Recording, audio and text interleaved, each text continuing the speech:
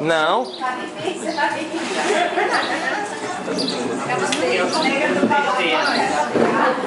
ó. Vai cá, ó.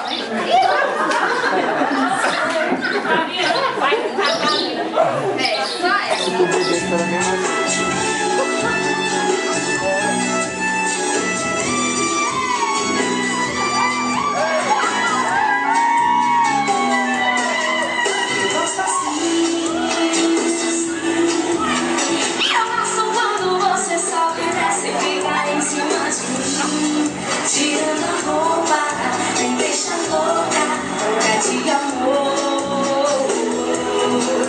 Geladinho, sinto o seu beijo. Eu gosto quando você sobe e desce, fica em cima de mim. Eu te desejo, me dá um beijo, me faço do mar. Eu vi o mais safado, vai.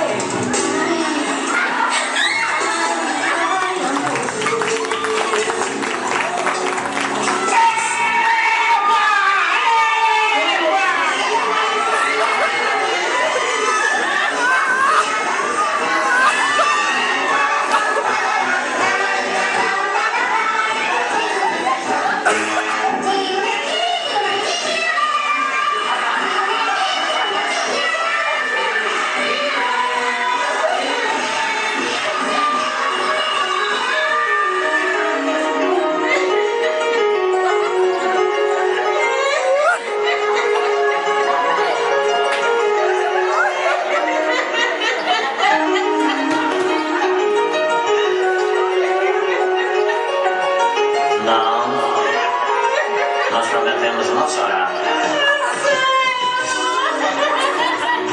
Talvez seja a última vez que tomamos um chope juntos. E talvez seja a última vez que nos vemos. Portanto, procure ser engraçada. Não chore. Não chore. Lembre-se que estamos no barco. E estão todos nos olhando. Ah, Rose, Rose, Rose. Você lembra, Rose? Você lembra do dia que nos conhecemos? Ah, era uma manhã ensolarada.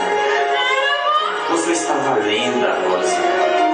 Você estava linda com aquela tua cueca de copinho, pegando um bronze esperto lá na praia de Copacabana. Foi um dia inesquecível. Foi um dia inesquecível. Mas tudo isso já passou. Já passou. Agora deixa de frescura. Deixa de frescura. Devemos nos separar agora. Devemos seguir cada um para o seu lado sem nenhuma mágoa. O nosso amor, o nosso amor se transformou em uma rotina. Em apenas uma rotina. E o amor não é isso, Rosa.